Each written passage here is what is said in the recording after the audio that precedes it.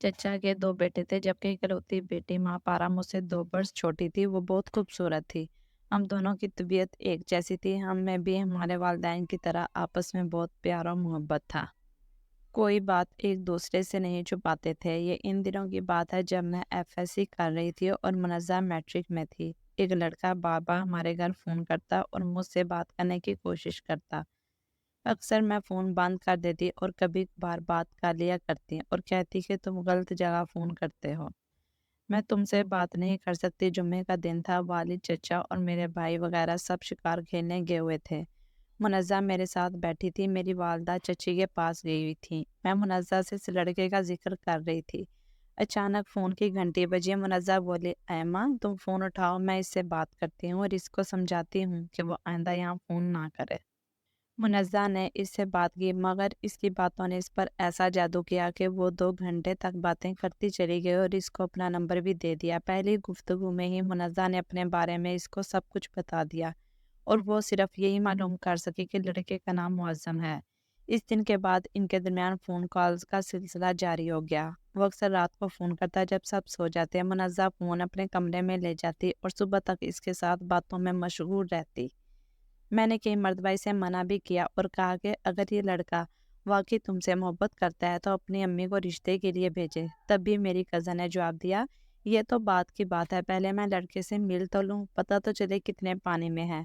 और हमारे वालिदैन काफ़ी आज़ाद ख्याल हैं और ये शायद इसी का नतीजा था कि इस शहर में वाद लड़की मैं ही थी जो गाड़ी चलाया करती थी।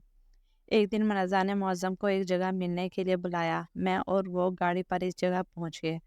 हम वहाँ काफ़ी देर ठहरे मगर वो ना आया। जब हम वापस जाने लगे तो मैंने देखा कि एक गाड़ी हमारा ताक़ुब कर रही है। गाड़ी एक खूबसूरत नौजवान चला रहा था। हमने जान लिया कि यही मुअज़्ज़म है।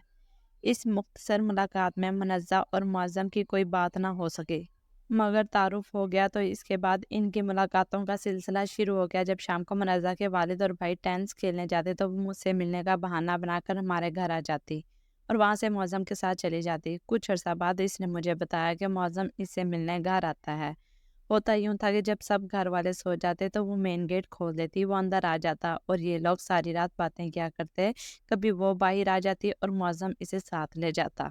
वो इसे अपने अंदर घर ले जाता था। इस वाक़ये से मुझे शदीद रंज हुआ।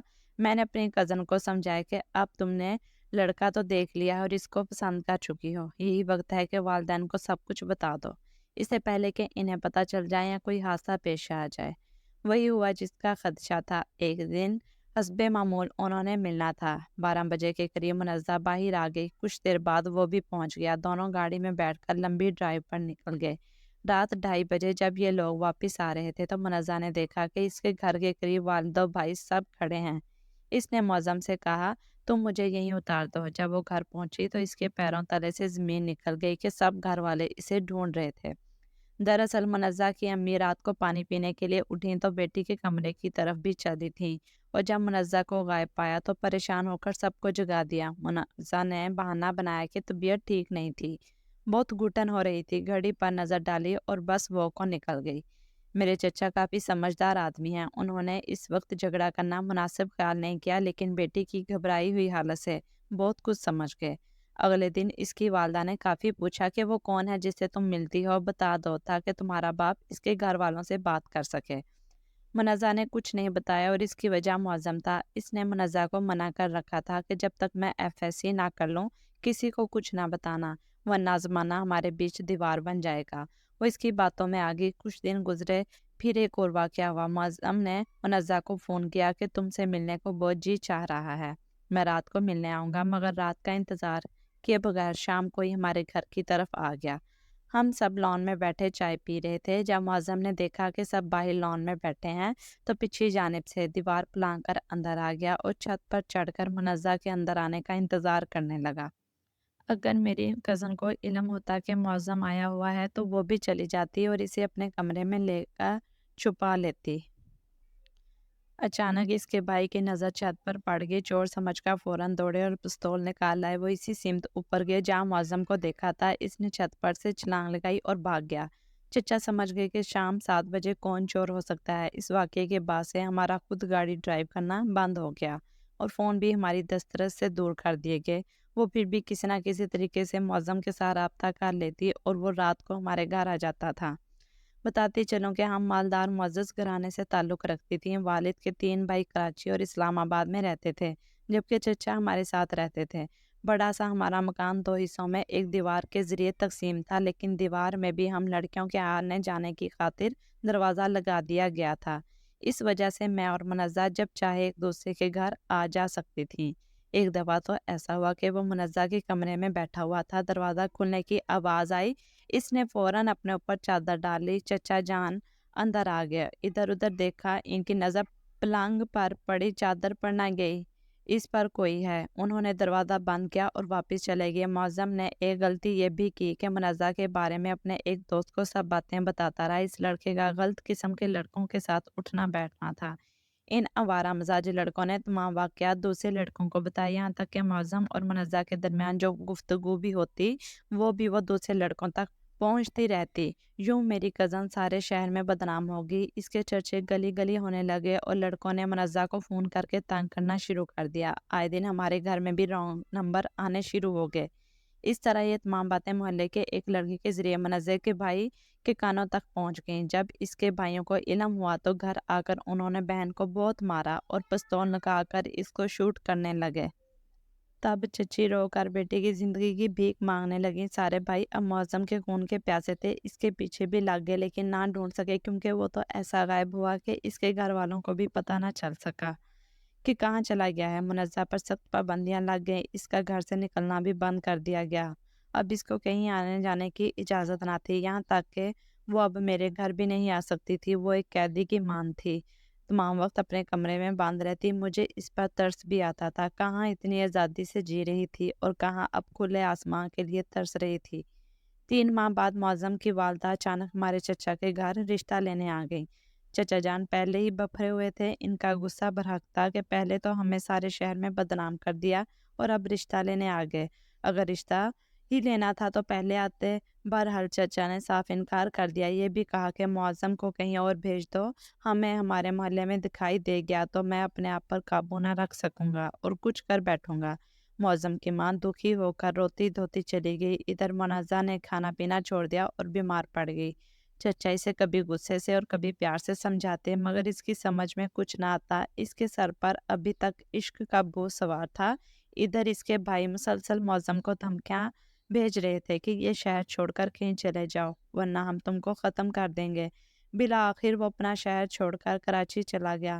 حالات وقت کے ساتھ آہستہ آہستہ درست ہونا شروع ہو گئے۔ 2 سال کا عرصہ بیت گیا۔ معظم کے گھر والوں نے یہ مشہور کر دیا کہ وہ مزید تعلیم کے لیے بیرون ملک چلا گیا ہے۔ ہم اپنے ایک چچا زاد بھائی کی شادی کے سلسلے میں کراچی گئے تھے۔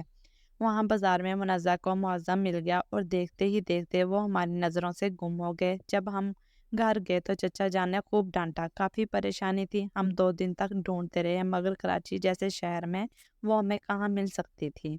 تیسرے دن وہ خود ہی آ گئی اور چچا کو تھاما، بہت سمجھا بجھا کر راضی کیا کہ اب کیا ہو سکتا ہے، لڑکے نے اپنی مرضی کر لی ہے، اب عزت سے رخصتی کرو، اس میں سارے خاندان کی بھلائی ہے۔ ہمارے یہ تایا ابو کراچی میں رہتے تھے، انہوں نے چچا سے وعدہ کیا کہ گھر جا کر منزہ کو کچھ مت کہنا بلکہ اس کی رخصتی کی تیاری کرنا۔ جب ہم گھر واپس آ گئے تو مجبوراً چچا کو اپنی عزت بچانے کی خاطر ان کی دوبارہ شادی کرنا پڑی اور برادری کو بلا کر باقاعدہ رخصت کیا تاکہ لوگ باتیں نہ بنائیں۔ یوں وہ جس لڑکی کے خون کے پیاسے تھے وہ انہی کے ہاتھوں سے ان کی بیٹی لے گیا۔ منزہ کی شادی تو ہو گئی اور اس شادی کو کئی برس بھی گزر گئے، مگر اس کے بعد باپ اور بھائیوں نے اسے کوئی ناتا نہ رکھا۔ محلے میں برے لڑکوں نے جو باتیں پھیلائیں اس کا اثر مجھ پر بھی ہوا۔ ہم رہتے تو ایک ہی گھر میں تھے اور میں بھی اسی خاندان سے تھی، لہٰذا اس کے بعد میرا رشتہ کوئی نہ آیا۔ میں سوچتی تھی کہ اس تمام قصے میں بھلا میرا کیا قصور تھا۔ میں تو اس کو سمجھایا کرتی تھی کہ منزہ باز آ جاؤ اور والدین کو بتا دو، کم از کم ماں کو ہی آگاہ کر دو، مگر وہ نہ مانتی تھی۔ منزہ نے نہ صرف اپنی زندگی خراب کی بلکہ میرا مستقبل بھی خاک میں ملایا۔ ہم جس چھوٹے سے شہر میں رہتے تھے وہاں سب ایک دوسرے کو جانتے تھے، اسی سبب اب لوگ مجھے بھی اس جیسا سمجھتے تھے۔ بالآخر اسلام آباد والے چچا کو خیال آیا کہ جب تک ایما وہاں ہے اس کی شادی کسی اچھے گھرانے میں ممکن نہیں ہے۔ انہوں نے والد صاحب کو سمجھایا اور زمین بکوا کر ان کو اسلام آباد شفٹ کیا۔ यहाँ चचा के एक पड़ोसी की बेगम की नज़र मुझ पर पड़ी तो बार बार इनका आना जाना होने लगा और उन्होंने अपने लड़के के लिए मेरा रिश्ता मांग लिया। इस तरह देर से ही मेरा घर बस गया और वालदैन की फिक्र हटी। सोचती हूँ मनज़्ज़ा तो आज जैसी तैसी ज़िंदगी गुजार रही है, मगर हम बहनों के रिश्ते में कितने कांटे बखेर गई है। और ये सब इसलिए हुआ कि हम एक छोटे से शहर में रहते थे। बड़े शहर में पढ़े लिखे घरानों में भी अब लड़के और लड़की की मर्जी को शादी की अहमियत दी जाती है, और पसंद की शादी अब इतनी बड़ी खता नहीं रही कि जिसकी सज़ा तमाम खानदान की लड़कियों को भुगतनी पड़े।